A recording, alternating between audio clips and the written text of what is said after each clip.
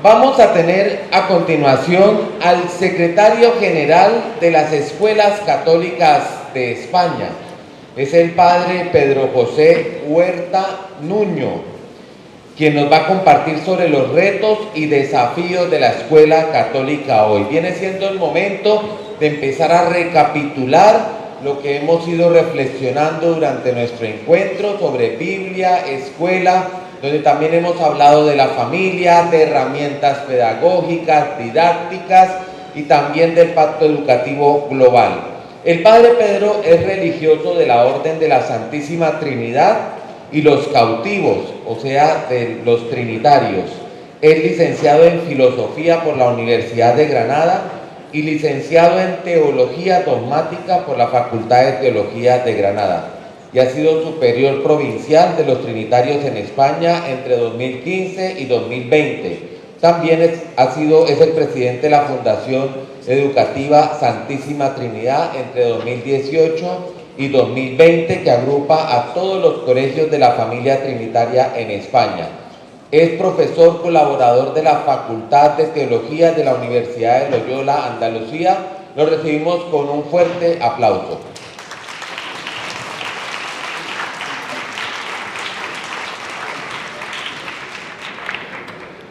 Lo malo que tiene hablar al final es que ustedes y yo estamos ya muy cansados. Lo bueno que tiene es que casi todo se ha dicho ya, con lo cual, pues esto consiste en repetir solo algunas cuestiones. Aparte de los agradecimientos, ¿no?, por la invitación y por poder volver acá a Buenos Aires, después de 6 años que llevaba sin venir, pues voy directamente a la cuestión. Voy a poner el tiempo para que así no me pase. Y quiero comenzar este adentramiento en los desafíos y los retos de la Escuela Católica con un icono bíblico. Este icono, no sé si se ve bien desde el fondo la imagen, es el icono relacionado con el capítulo 3 del Evangelio de Juan, cuando Nicodemo, un fariseo conocido, hace una visita a Jesús una noche de primavera, y ambos se suben a dialogar a una azotea, a la azotea de la casa.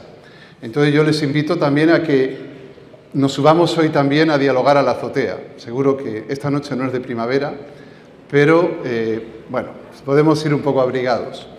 En ese diálogo, seguro que todos conocemos y nos suena cómo Jesús invita a Nicodemo a nacer de nuevo. Y esa invitación que le hace Jesús a Nicodemo lo descoloca totalmente.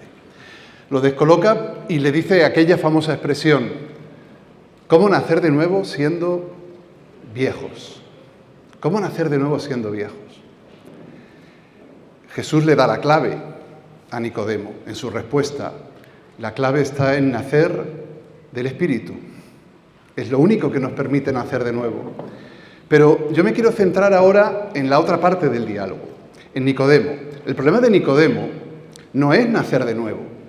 Él sabe perfectamente que eso es lo que hay que hacer. Y todos nosotros lo sabemos también. Es el gran desafío que tenemos constantemente en la vida y que se nos renueva constantemente en nuestras propias instituciones, también en nuestras instituciones educativas. El problema para Nicodemo no es nacer de nuevo. El problema para Nicodemo es que es viejo. Y eso es lo que a él le está impidiendo dar un paso al frente y nacer de nuevo. Ese es el gran problema de Nicodemo y es el gran problema nuestro también. Aquellas cosas que para nosotros son viejas y que no queremos dejar, se convierten en el gran reto de nuestra escuela, de nuestra iglesia, de nuestras comunidades, de nosotros mismos también. Decía Ribot, un famoso psiquiatra que estudió las leyes, diríamos, de la memoria y todos los problemas de la memoria de la gente, de las personas, estableció una ley que se llama la ley de Ribot, y que si no conocen yo les ilustro, y que dice que la memoria de las cosas más antiguas es más persistente que la memoria de las nuevas. Y eso es lo que nos pasa a nosotros también. Lo antiguo acaba siendo más persistente que lo nuevo. Nunca han oído ni les han dicho esa frase de si esto siempre se hizo así, ¿para qué cambiarlo? Es el problema de lo bueno. Lo bueno está bien, ¿no? Que hagamos bien las cosas, pero a veces hacemos las cosas tan bien que preferimos no tocarlas. Esto siempre ha salido bien, no toques. Y esto en pastoral, imagínense, ¿no? Bueno, esto es como cualquiera se atreve a tocar, ¿no? Bueno, pues ahí es donde yo les invito ahora. Vamos a poner un poco nerviosos a los de las cámaras. Ya les han puesto nerviosos algunos anteriormente. Y entonces les invito ahora a dialogar. Y el diálogo que les invito a hacer es... Uy, perdón, se me ha ido. Es este. ¿Por dónde comenzar a olvidar para que nuestra pastoral educativa y nuestra escuela nazcan de nuevo? ¿Por dónde comenzar a olvidar? Ya les han puesto antes de pie y a hacer cositas y tal. Yo estaba ahí encerrado, no podía hacer nada. Pues ahora les invito a dialogar. Si quieren se pueden poner de pie con alguien que tengan al lado. Les doy 3 minutos. ¿Por dónde empezar a olvidar? Venga, yo me siento... ¡Ay! Aquí. Ya pueden empezar. ¿Por dónde empezar a olvidar? ¿Por dónde empezar a olvidar? Tienen solo 3 minutos, ¿eh? Así que...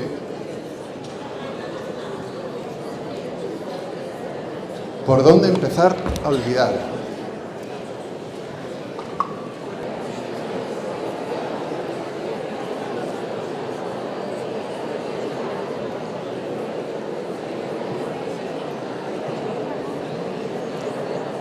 Muy bien, necesito 3 valientes que digan en voz alta lo que han hablado. Siempre que tenga que ver con esto, por favor, no. Si han hablado del viaje de vuelta. Bueno, va, ya. Primera valiente. Bueno, hola, buenas tardes. No, estábamos hablando que una de las cosas es seguir creyendo que toda la comunidad educativa es creyente católica practicante. Entonces, todas las prácticas pastorales... Eso lo borramos. Lo borramos. Lo olvidamos. Lo olvidamos. Gracias. Venga, ¿alguien más? ¿Quién más? Allá me lo están poniendo difícil, pero como no he hecho ejercicio esta mañana, lo voy a solventar pasando por aquí detrás. Esto me encanta. ¿Quién? Cristian. Ya, es que respecto a la pregunta, no sé si en la pastoral hay que olvidar, porque en los colegios y en la experiencia de los colegios es precisamente desde la pastoral donde uno vuelve al espíritu educativo y es ahí donde las cosas vuelven a nacer. Entonces, a mí me sale esa pregunta, que no sé si en la pastoral hay que olvidar. Hay que ser flexibles, sí, pero no sé si olvidar. Eso. Vale, gracias, Cristian. Por aquí venimos. Hola. Desde Chile. Romina, de Chile. Romina de Chile. Sí. Nosotros creemos, y anoté aquí, prohibido olvidar. Prohibido olvidar, tú como Cristian, ¿no? Porque porque creemos que la espiritualidad, ¿cierto? Y muchos de nosotros los católicos vivimos también de un carisma, por lo tanto el carisma se hereda y nosotros tenemos que hacer fuerte ahí para que eso se mantenga en el tiempo. Por eso prohibido olvidar, construir desde el pasado y siempre mejorar, pero no olvidar. Muy bien, muy bien. Romina. Muy bien. ¿Alguien más quiere decir algo antes de que me vaya? ¿Tú? ¿Cómo te llamas? Sara. Sara de... Corrientes, Argentina. Sara de Corrientes. Sí. No me voy a acercar mucho porque se me da corriente. No, para mí, entendiendo esta pregunta, tenemos que olvidarnos que la pastoral es solo de los 5 o 6 profes que están en pastoral, sino que los 200 profesores tienen que ser parte de la pastoral y llevar adelante.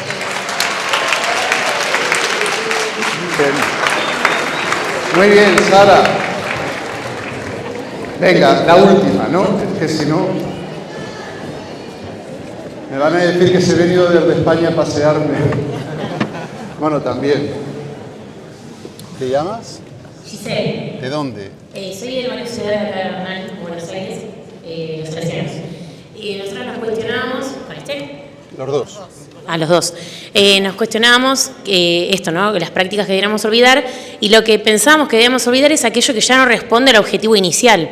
Entonces nos cuestionábamos, ¿no? Bueno, los buenos días. Bueno, tal vez hay que dar una vuelta de tuerca, ¿no? Si ya no nos dan bolilla porque está en la mañana, están todos dormidos y están todos con el celular, ¿no? Como nos pasa como en el secundario, bueno, veamos de qué forma puede responder, ¿no? Así que bueno, ir olvidando como no perder el carisma, ¿no? Como ya decía en el fondo, pero sí que responda al objetivo, ¿no? Muy bien, gracias. La sociedad ha cambiado, dices tú. Desde ahí hay que comenzar a renovarse, entender que al público que estamos llegando ya no es el público que nosotros recordamos en nuestros tiempos de pastoral, cuando nosotros participamos como jóvenes en eso, sino que ahora los jóvenes responden a otros intereses, es otra forma que hay que hacer las cosas, porque la sociedad es algo que está cambiando constantemente. ¿Tú vienes de Chile? Chile, Santiago de Chile. ¿Eres Santiago de Chile? Vengo de Santiago de Chile. ¿Cómo eres? Carlos. Carlos, eso sí. Gracias, Carlos. Bueno, venga, la última. Te lo voy a permitir porque me recuerdas a mi madre, si no, no. Ay, Dios mío, ¿qué edad tenés vos? ¿Qué edad tenés? Un poquito menos que vos. No te mato. Venga. No. Acá con las chicas lo que decíamos era esto. Fundamentalmente no hay que olvidar, lo que hay que hacer hay que cambiar. Y el anuncio nosotros tenemos que hacerlo muy fuerte. Primero, como dijeron por ahí, a nuestra comunidad educativa. Ha cambiado la época en que todos nuestros docentes nos acompañaban en este proyecto. Entonces el anuncio primero para ellos. El trabajo fundamental es con la parroquia. Nosotros somos colegio parroquial. No es el colegio de al lado, es el colegio de la parroquia. Y fundamentalmente el trabajo con las familias. Tenemos que lograr el anuncio. Y además, acá hablaron de los jóvenes, los chicos, no estamos viviendo la misma sociedad. Entonces nos tenemos que meter en esa sociedad para cambiar. Pero no para olvidar, para cambiar, para modificar y construir hacia adelante. ¿Cómo te llamas? Graciela. Gracias, Graciela. Muy bien, bueno. Venga, que si no me van a matar. Porque me están descontando el tiempo. ¿Tú eres? Rosana. ¿De? De La Plata. Rosana de La Plata. Pero chilena. Chilena. Acá pensamos nosotras que tenemos que olvidar que nosotros somos elegidos como colegio católico porque tenemos una creencia, sino que muchas veces nos eligen porque nosotros no hacemos huelga, porque no faltan muchas clases, porque tienen un buen nivel de conocimiento y tenemos que empezar a pastorar desde cero quizás con el anuncio carismático, porque nuestras familias quizás tampoco creen en Dios. Lidia, tal vez debemos cambiar nuestras actitudes egocéntricas que tenemos como individuos y adecuarnos a los cambios, pensando en los jóvenes y en los niños. Gracias. Bueno, gracias. Un aplauso para todos los que habéis participado. Luego participáis también en una rifa, un concurso. Vamos a rifar un ciecito, que es la mascota de la CIEC, un ciecito. Entonces luego después, ¿no? Hay que sacar algo de esto, ¿no? Una mascotita. Bueno, el Papa Francisco, cuando lanza el pacto educativo, se ha hablado mucho de pacto educativo, ¿verdad? Cuando lanza el pacto educativo, el Papa Francisco, he dicho que se lo iba a poner difícil, no se lo voy a poner tanto porque me va a quedar hablando abajo, pero demasiado difícil ya. Cuando lanza el pacto educativo,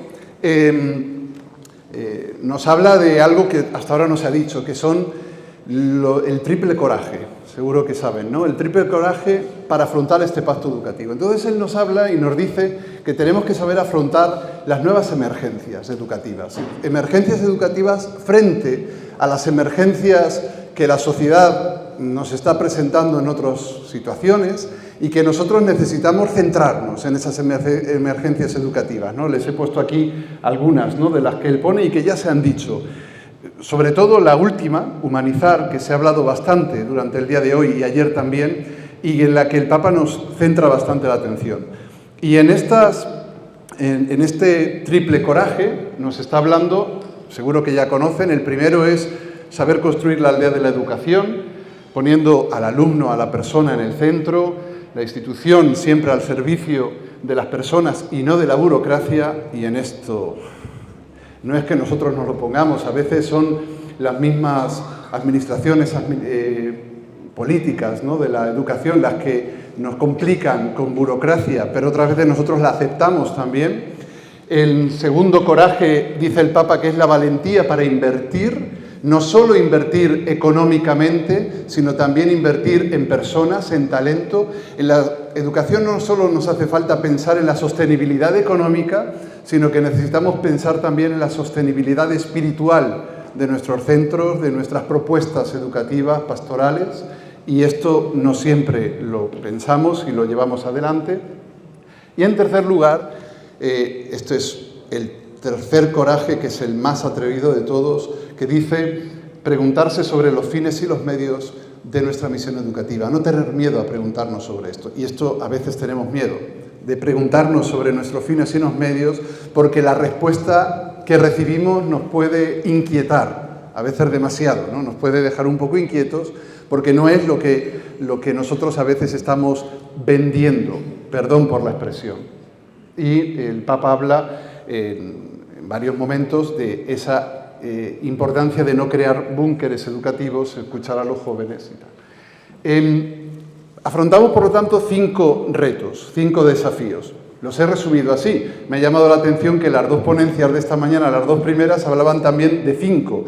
La de Monseñor Silva y la de Raúl hablaban también de 5 cuestiones que hay que hacer. Y digo, bueno, pues se ve que hoy es el día del 5. Y entonces, pues, me ha tocado a mí, lo he resumido también en 5. El primer reto, el primer gran desafío que tenemos como escuela católica en todo el mundo, y nos lo recordó hace 2 años el actual dicasterio, que todavía era Congregación de Educación Católica, cuando sacó el documento 2022, es la identidad, nuestra identidad como escuela católica. Es un gran desafío que tenemos. Los desafíos solo se solucionan, y nos lo decía Constanza hace un momento, solo se solucionan desde el establecimiento de buenas relaciones, de nuevos vínculos. Para poder superar un desafío, para poderlo afrontar, solo lo podemos hacer desde las relaciones. Pero las relaciones conllevan también asumir que en esas relaciones caemos en la falta, lo que nosotros llamamos el pecado. Por lo tanto, a cada uno de estos desafíos encontramos también el pecado en el que nosotros a veces caemos, para no enfrentarnos al desafío, es decir, para no afrontar esa relación que se nos pide. En el desafío de la identidad, donde se nos pide no caer tampoco en el búnker, ese búnker cerrado, esa burbuja cerrada de los carismas. A veces nos obsesionamos tanto con nuestros carismas. Yo soy religioso y sé que a veces nos obsesionamos mucho con nuestros carismas y eso nos impide salir al encuentro del otro. Y la identidad tiene el gran pecado del camuflaje. A veces vivimos, se ha dicho ya antes, vivimos en un espacio tan contrario a muchos valores y a muchos bienes cristianos y católicos y creyentes y evangélicos, que podemos caer fácilmente en el camuflaje al hacer nuestra propuesta de la identidad, para que no se note, para que no parezca que somos lo que en realidad debemos ser. Primer desafío, la identidad. El segundo desafío es la sinodalidad. Se ha hablado también hace un momento, David lo ha comentado hace un momento también, ¿no? La sinodalidad. Y ahora estamos viviéndolo en este sínodo de la sinodalidad de una forma muy directa y muy fuerte, ¿no? La sinodalidad no solo nos obliga a caminar con otros, la sinodalidad nos obliga también a pensar y caminar desde los otros, desde el otro que camina a mi lado, desde el otro que forma también iglesia y que forma comunidad conmigo. El Papa hablaba de la aldea educativa. La aldea educativa nos habla de la no autorreferencialidad, esta expresión que el Papa Francisco repite tan a menudo, ¿no? Y con tanta insistencia. La sinodalidad nos habla de saber sobrevivir a las disminuciones, Ayer nos hablaba de las disminuciones, la Sor Socorro, no sé si os acordáis, ¿no? Después de la misa tuvimos a Sor Socorro hablándonos de las disminuciones y de lo que a ella le inquietaba eso, ¿no? Y a todos nos inquieta. Por eso la sinodalidad es mucho más que la misión compartida, que también necesitamos afrontar. La sinodalidad es saber caminar, saber acompañar a otros en ese camino de Maús que nos decían esta mañana, o en los caminos en los que cada uno de nosotros estamos. Como pecado de la sinodalidad tenemos el individualismo. No solo un individualismo de cada uno de nosotros, que va en contra de la educación para la colectividad, sino el individualismo de nuestras instituciones. Ese hiperindividualismo, como dice el sociólogo francés Lipovetsky, que nos lleva a no pensar fuera de nuestras instituciones y creer que nosotros, por nosotros mismos, podemos afrontar y solucionar los retos de hoy en día. Y esto nos llevará a acabar muriendo, más tarde o más temprano. Esto es mucho más fuerte que las disminuciones, porque esto es una disminución autoimpuesta.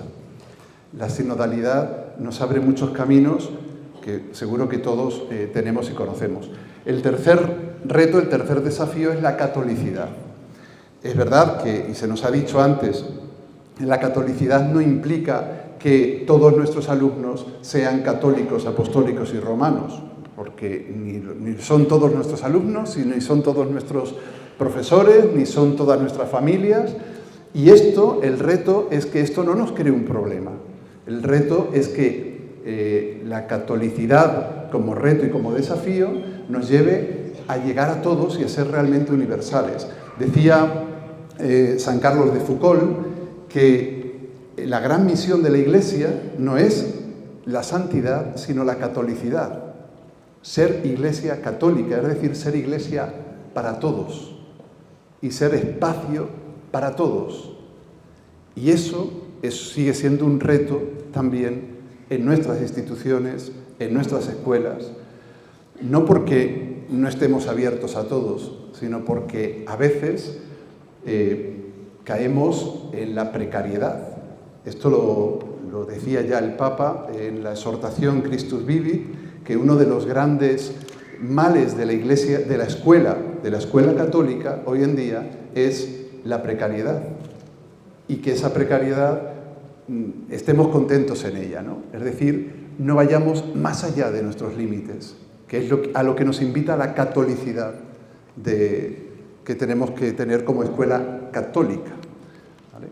El cuarto es el Evangelio, es decir, nuestro sentido de evangelización. Van a salir ahí unas palabras, pero no me voy a retener mucho en ellas porque tampoco me queda mucho tiempo. He preferido compartirlo con ustedes. Entonces, el Evangelio, llevar el Evangelio, ser nosotros Evangelio, es mucho más que una invitación. Es un desafío, es un reto que cada vez es mayor porque nos lleva a convertirnos en palabra de Dios. No ser nosotros repetidores de la palabra, sino ser nosotros palabra de Dios, en cada uno de nuestros gestos, en cada una de nuestras decisiones, de nuestros proyectos. El gran pecado de esta evangelización es, lo digo también en palabras del Papa, en el congreso que ya se ha citado antes, del 2015, sobre la pastoral, sobre la escuela católica, en los 50 años de gravísimas educaciones, el gran problema y el gran pecado de esta evangelización es crear y mantener una pastoral de prevalencia. Una pastoral de prevalencia es una pastoral que se queda solo en lo institucional, que se queda solo en lo celebrativo, que se queda solo en lo que es más fácil. Y nuestra pastoral, nuestro desafío evangelizador, pedagógico y pastoral en nuestras escuelas, no es educar para lo que ocurre dentro de la escuela, sino educar para lo que ocurre fuera de la escuela. Para lo que ocurre cuando nuestros alumnos se van de la escuela. Cuando se van cada día a su casa, pero también cuando se van definitivamente. Porque en ese irse de la escuela es donde se juega todo aquello que hemos educado, sobre todo lo que hemos evangelizado en la escuela. Evangelizar en la escuela, hacer pastoral en la escuela es relativamente fácil. Iba a decir muy fácil, pero bueno, yo he sido pastoralista muchos años en una escuela y sé que no es tan fácil, pero es relativamente fácil. Hay que ir a la iglesia porque tenemos que celebrar el día del fundador o de la fundadora o de la Virgen tal, y vamos todos a la capilla, ¿no? Y no pasa nada y todo el mundo respeta. Pero donde hay que evangelizar no es solo para ese momento, sino para lo que ocurre después. Y este es el gran reto, el gran desafío. Y por eso el pecado es la prevalencia, que dice el Papa. Nosotros estamos invitados a poner cimientos en lugar de andamios. Cuando hacemos pastoral, cuando hacemos propuestas. Porque los andamios, no sé cómo le llaman, en cada sitio le llaman de una forma distinta, pero sí, ¿no? ¿Saben lo que son los andamios, no? Pues eso. Los andamios solo cubren una parte. Ahora además ponen unos andamios preciosos, porque parece que está el edificio de detrás justo ahí, ¿no? Pintado. Pero nosotros estamos llamados a ser cimiento y no andamio. Y el Evangelio es nuestro cimiento. El Evangelio no tiene andamios, ni pone andamios, ni andamiajes. Y el último es el compromiso. El compromiso del cual se ha hablado aquí también y del cual nos falta mucho que hablar. Hay un documento precioso, a mi parecer, del año 2017, de la antigua Congregación de Educación Católica, que se llama Educar en un humanismo solidario. Les recomiendo que lo busquen y lo lean, porque es un documento muy bonito, porque en este compromiso se nos pide a nosotros, lo he adelantado ya antes, ser portavoces de un nuevo humanismo. Cada vez nos cuesta más. Lo hemos dicho y seguro que si no se ha dicho tan claro, muchos lo estamos pensando. Cada vez nos cuesta más porque vivimos en una sociedad, en un espacio donde se está haciendo hueco una nueva antropología, que no es la antropología que nace del Evangelio, que no es la antropología cristiana y que a veces nos lleva a un humanismo descafeinado, ¿no? Un humanismo que no es lo que nosotros creemos que debe ser aquello en lo que hay que formarse para el futuro de nuestra sociedad y de nuestra propia especie incluso.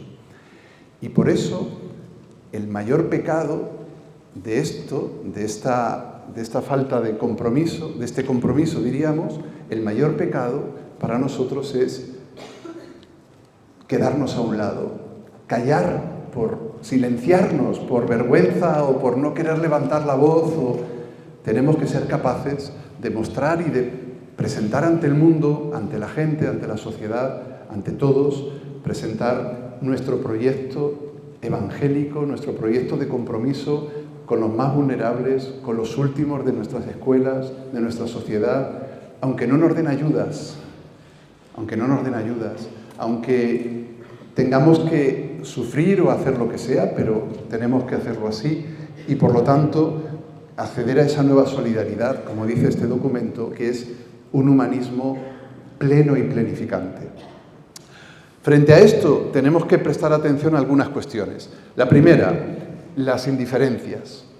Las indiferencias en dos modelos. La indiferencia en cuanto a buscar que no tengamos ningún tipo de diferencia. La escuela católica tiene que ser un modelo de pluralidad y de pluralismo y de acogida de todos y no de que todos seamos y pensemos igual. Y la segunda, la indiferencia en cuanto a ser indiferente al otro, ¿no? O sea, no preocuparse por lo que al otro le pasa. Esto es un desafío que lo vamos a tener y lo tenemos continuamente. El segundo desafío es huir de esas emergencias. De las emergencias a las que nos invitaba el Papa Francisco, que os dije al principio. Esa huida de esas emergencias nos hacen encerrarnos en lo conocido y en lo que tenemos, y no ir a las periferias en las que debemos estar. Y el tercero es una expresión, al menos en España se dice bastante, no sé acá, pero es poner puertas al campo. Si se han dado cuenta, casi toda mi presentación he ido poniendo puertas de distinto tipo, y entonces a veces queremos poner puertas al campo. Esta expresión significa pretender poner puertas a lo que tiene que ser libertad, pretender legislar, pretender controlar la formación, el acompañamiento de quien simplemente tengo que respetar como misterio. Y esto, evidentemente, nos crea también otro desafío. Y por acabar también con un texto bíblico, si recuerdan 2 Timoteo, cuando Pablo le dice a Timoteo, la palabra de Dios no está encadenada. La palabra de Dios no está encadenada. Hay una catequesis preciosa del Papa de octubre del 2020 en la que decía, la palabra de Dios no está encadenada, sino que está lista para ser sembrada. Y esta palabra de Dios que no está encadenada, nos han recordado, y además hace unos meses el Papa nos invitaba precisamente a recibir la palabra, ¿no? y a buscarla también en la literatura y en las novelas y en libros de poesía y en otros lugares, ¿no? Pues nos habla de la importancia de la palabra en mayúscula, de la palabra hecha vida en Jesús, de la palabra de la Biblia, de la palabra realizada en nosotros por la Biblia, de la palabra que otros han dicho y que otros han compartido. Me está avisando de que ya es mi tiempo, pero simplemente termino con esta cuestión. Hoy hace 125 años que nació Borges. Hoy, en este día, 24 de agosto. 125 años del nacimiento de Borges. Borges decía, es una frase que leí hace tiempo, en un libro que se llama El lector, de Borges, que dice, hay muchos que se jactan de haber escrito libros. Yo me enorgullezco de todos los que he leído. Y para poder afrontar los desafíos, para poder afrontar nuestros retos, tenemos que aprender a leer libros. O como decía Unamuno, este escritor y filósofo español que terminó su vida en Salamanca, que decía también, no, el que lee y el que lee mucho, pues tiene su vida, ¿no? y encarrilada. Y hay otros muchos que les hace daño no leer nada, pero hay otros a los que leer les salva. ¿Qué te ha salvado a ti? ¿Cuál es la lectura? ¿Cuál es el texto bíblico? ¿Cuál es el texto de la literatura que a ti te ha salvado? Y en todo eso es donde se nos recuerda pues seguramente una de las lecturas más antiguas que tenemos y que seguramente no hacemos ni recomendamos, pero que es uno de los textos marcos de nuestra civilización, que escribió Virgilio. Virgilio escribe un texto que se llama la Eneida, posiblemente no lo hayan leído, pero sí hayan oído hablar de él. Y en la Eneida, Virgilio establece el comienzo, cómo comienza nuestra civilización. Y él establece ese comienzo de la civilización con un hombre, Eneas, derrumbado, que sale de Troya para iniciar un camino a otro lugar, donde no sabe qué retos y desafíos le vienen, y sale de Troya cargado con un anciano a las espaldas y tomando de la mano a un niño. Virgilio, cuando escribe la Eneida, la escribe justamente como comienzo de esa civilización. Ese es nuestro comienzo también. Y ahí es donde, como decía Cristian o decía Sara antes por allí, ahí es donde no debemos olvidar.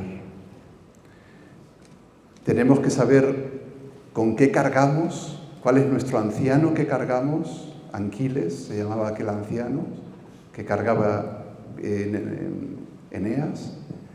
¿Y cuál es el niño que llevamos? ¿Qué es lo que llevamos atrás y qué es lo que queremos construir? ¿Qué es lo que nos han dado y qué es lo que nosotros queremos legar a otros? Porque ese desafío lo tenemos todavía por delante. Muchas gracias. Muchísimas gracias a Pedro Huerta, que nos ha